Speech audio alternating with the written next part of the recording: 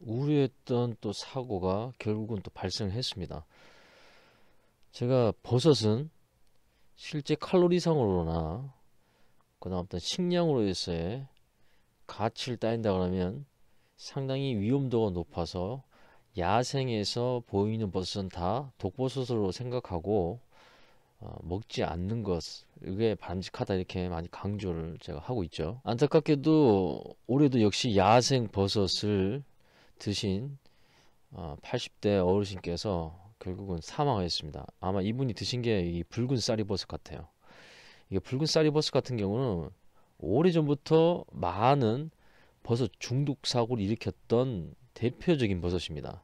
그런데도 이게 계속 반복적으로 일어난다는 건 뭐냐면, 붉은 쌀이버섯이 현재 지금 사진에도 보이다시피 좀 붉은색을 띠죠. 그런데 이게 서식지에 따라서 또 색깔이 일반 야생 쌀이버섯과 비슷하게 약간 갈색 아니면 약간 그 뭐라 해야 되나, 뭐 탄색 뭐 요런 어떤 말 그대로 일반적인 그 쌀이버섯과 비슷한 색깔을 내기도 합니다. 그러다 보니까 착각을 할 수밖에 없어요. 자, 이분 안타까운 소식은 이 도토리 주시러 인근산에 가셨다가 이 버섯을 발견하신 거예요. 그래서 쌀이버섯과 아주 비슷하다 보니까 이걸 우려서 드셨습니다. 요리에 드신 건 아닌데 우려서 드셨네요. 어쨌거나 붉은 쌀이버섯은 상당히 맹독성 버섯이라고 알려져 있고, 그 다음 늘 버섯 중독 사례에 등장하는 이 버섯인데, 이런 부분에서 아마 충분한 교육을 당연히 받지 못했겠죠. 일반인들이 이런 것들 전문적으로 교육 받을 수 있는 기관이 없습니다. 우리가 초등학교 때부터 이런 안전교육을 꾸준히 해야 되고, 이런 안전 사례들, 사고 사례들을 계속적으로 반복해서 교육을 해야 되는 이유가, 성인이 돼서 이런 사고에 노출했을 때는 진짜 무방비 상태입니다. 정말 어이없게 사고에 노출될 수 있죠. 바로 이런 버섯 중독 사고도 마찬가지입니다. 버섯은 마트에서 사 먹는 거예요. 마트에서 가장 저렴하면서 종류가 많은, 쉽게 구할 수 있는 대표적인 식재료가 버섯입니다. 그리고 안전하게 일반 뭐 재래시장과 다르게 또 안전하게 유통시장을 형성하고 있기 때문에 남들은 뭐 먹거리에서도 상대적으로 독버섯이 선택될 확률은 거의 없죠. 그다음 만약에 문제 생긴다 그래도 이 판매처가 명확하기 때문에, 유통처도 명확하기 때문에 보상에 대한 그런 명확한 절차를 밟아가기도 좋습니다. 그런데 이 사례도 마찬가지, 안타깝게 쌀이버섯과 비슷하다고 생각하셔가지고 드셔버린 바람에 안타깝게 결국 이분은 버섯 드시고 3일째부터 복통을 호소하셨다가 이제 병원에 가서 급하게 해독제를 맞으셨지만 결국 돌아가셨습니다.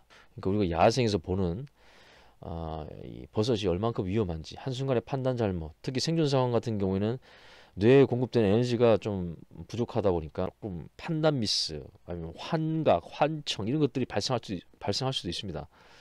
그렇게 취약하고 몸이 약하고 판단력이 힘든 상태에서 만약에 또 이런 버섯을 잘못 착각해서 먹는다 그러면 그걸로 생존이 끝나는 거예요. 그래서 야생에서 버섯은 정말 위험한 그런 어떤 그 식자재 또는 생존 식량이라고 보시는 것이 맞습니다. 제가 계속 강조하는 거에, 야생에서 보이는 버섯은 다 독버섯을 생각해라.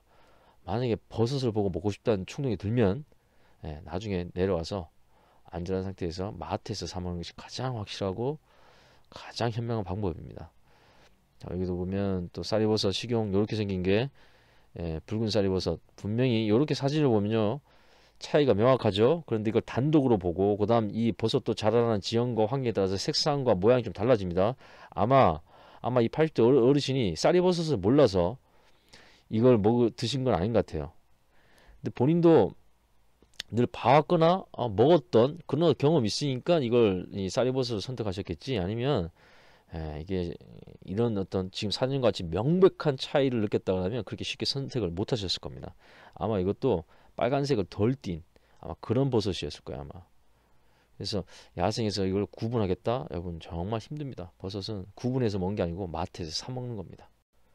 여기서도 서울대 생명과학부 교수님께서 명백하게 밝히시고 계시죠. 뭐냐면 버섯은 주변 환경의 영향을 많이 받다 보니까 자생하는 지역에 따라서 모양과 색깔이 달라질 수 있습니다. 같은 종인데도 이 지역에서 난 거랑 다른 지역에서 난 거랑 모양이 다르고 크기가 다르고 색상이 달라지는 경우가 정말 많아요. 제가 야생을 돌아다니다 보면 그런 걸 많이 보면서 책을 갖고 가도 구분하기 어려운 거예요. 몇 번 그렇게 저 나름대로 야생에서 버섯을 구분하기 노력했는데 와 분명히 같은 종인데 다른 모양, 색상도 달라요.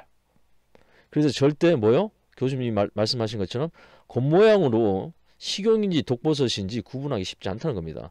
전문가들조차도 채취해가지고 DNA 검사를 해야지 아 이게 명확하게 어떤 버섯인가를 알 수 있다는 게 바로 이런 버섯의 특징입니다. 최근 보면 그죠? 우리 유튜브에서도 막 야생 버섯 먹는 것들 또 그런 것들 막 다른 것들 많이 올라와 있던데 여러분 예, 이 교수님과 제 의견이 여기 이렇게 일치합니다. 뭡니까? 야생에서는 버섯을 따서 먹지 말아야 한다.